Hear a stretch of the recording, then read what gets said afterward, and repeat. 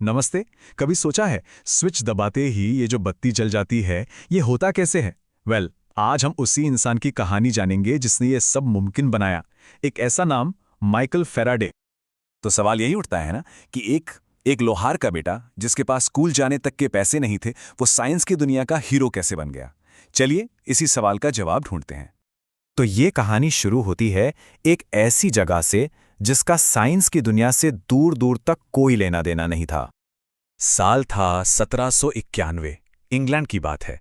Mikhail Faraday का जन्म एक बेहद गरीब लोहार के परिवार में हुआ। हालात इतने खराब थे कि फॉर्मल स्कूलिंग तो एक सपने जैसी बात थी। लेकिन फिर जब वो 14 साल के हुए तो उन्हें एक जिल्द साज मतलब एक बुक बाइंडर के यहाँ काम मिला। और जानते हैं, यही नौकरी उनकी पूरी जिंदगी बदलने वाली थी। वो किताबों की दुकान ही उनकी यूनिवर्सिटी बन गई। जो भी किताब हाथ लगती वो उसे पढ़ डालते थे, और यहीं से बिजली की रहस्यमयी दुनिया ने उन्हें अपनी ओर खींचना शुरू कर दिया। यहाँ देखिए, ये टाइमलाइन उनकी पूरी जर्नी को दिखाती है। 1791 में जन्म, 1805 में वो बुक बाइंडर बने, और फिर 1813 में उन्हें हम्फ्री डेवी के असिस्टेंट की नौकरी मिली, और आखिर में 1831 में उन्होंने वो खोज की जिसने दुनिया बदल दी। हर एक साल एक पड़ाव था। उनकी जिंदगी में एक ऐसा मोड़ आने वाला था, बस एक मौका जो सब कुछ बदलने वाला था। जरा सोचिए, उन्हें उस जमाने के सबसे मशहूर साइंटिस्ट सर हम्फ्री डेवी के एक लेक्चर का टिकट मिल गया। ये गोल्डन चांस था एक महान दिमाग को काम करते देखने का, और फैराडे से किसी भी कीमत पर खोना नहीं चाहते थे। मगर फैराडे सिर्फ एक दर्शक बनकर नहीं बैठे। नहीं, उन्होंने लेक्चर के इतने डिटेल्ड नोट्स लिए और अपनी बुक बाइंडिंग की कला का इस्तेमाल करके उसे एक किताब की शक्ल दी, और हिम्मत करके सीधा डेवी को भेज दिया। मतलब ये उनके जुनून का सबूत था। और कमाल देखिए, ये आइडिया काम कर गया। डेवी इतने इंप्रेस हुए कि 1813 में उन्होंने फैराडे को रॉयल इंस्टीट्यूशन में अपना लैब असिस्टेंट रख लिया। बस एक कदम ने उन्हें उस दुनिया का दरवाज़ा खोल दिया जिसके बारे में वो सिर्फ किताबों में पढ़ते थे।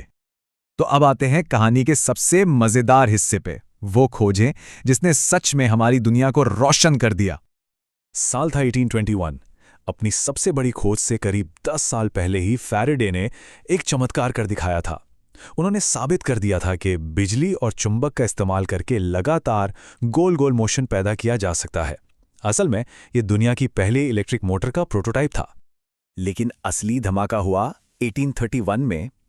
उन्होंने एक ऐसी गुत्थी सुलझाई जो सालों से बड़े बड़े वैज्ञानिकों के लिए सिरदर्द बनी हुई थी।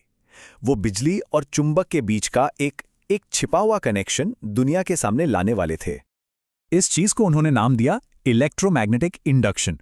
सुनने में थोड़ा मुश्किल लगता है ना, पर आइडिया बहुत सिंपल है कि एक बदलते हुए मैग्नेटिक फील्ड से, मतलब एक हिलते हुए चुंबक से, पास रखी तार में बिजली पैदा की जा सकती है। और यकीन मानिए, यही एक प्रिंसिपल है जिस पर हमारी आज की पूरी दुनिया चल रही है। और उनके एक्सपेरिमेंट की खूबसूरती देखिए। कोई भारी भरकम मशीनें नहीं, बस एक तार का कॉइल लिया, पास में एक चुंबक रखा, चुंबक को कॉइल के अंदर बाहर किया, और बस बिजली पैदा हो गई। कितना आसान है ना?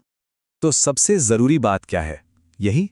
यही वो आइडिया है जिसके दम पर आज बड़े बड़े इलेक्ट्रिक जनरेटर चलते हैं, जो हमारे घरों को, हमारे शहरों को पावर देते हैं। एक छोटी सी दिखने वाली खोज जिसने हमारी दुनिया को हमेशा के लिए रोशन कर दिया। अब इतनी बड़ी बड़ी खोजों के बाद तो कोई भी सोच सकता है कि फैराडे एक बहुत बड़े सुपरस्टार बन गए होंगे, पर सच तो ये है कि वो उतने ही जमीन से जुड़े हुए और विनम्र बने रहे। सोचिए, उन्होंने नाइटहुड की उपाधि, मतलब सर कहलाने से मना कर दिया। दो बार रॉयल सोसाइटी का प्रेसिडेंट बनने का ऑफर ठुकरा दिया, क्योंकि उनके लिए काम नाम और पैसे के लिए नहीं, बल्कि सिर्फ और सिर्फ साइंस के लिए था। और एक बात जो शायद सबसे ज्यादा हैरान करती है, वो ये कि फैराडे ने ये सब बिना किसी कॉम्प्लेक्स मैथ्स के कर दिखाया। जहां दूसरे साइंटिस्ट बड़ी बड़ी इक्वेशंस में उलझे रहते थे, वहीं फैराडे ने अपने इंट्यूशंस और अपने एक्सपेरिमेंट्स पर भरोसा किया। उनका तरीका ही अलग था। आज उनकी विरासत हमारे चारों तरफ है। उन्हें father of the electric motor और father of the electric generator भी कहा जाता है। इतना ही नहीं, फिजिक्स में कैपेसिटेंस की यूनिट को भी फैराड नाम दिया गया है उन्हीं के सम्मान में। तो आखिर में ये कहानी हमें एक सवाल के साथ छोड़ जाती है कि आज के दौर की कौन सी खोज अगला फैराडे मोमेंट साबित होगी। वो कौन सा ब्रेक थ्रू होगा जो हमारी दुनिया को ऐसे बदल देगा जैसे हम आज सोच भी नहीं सकते। है ना सोचने वाली बात।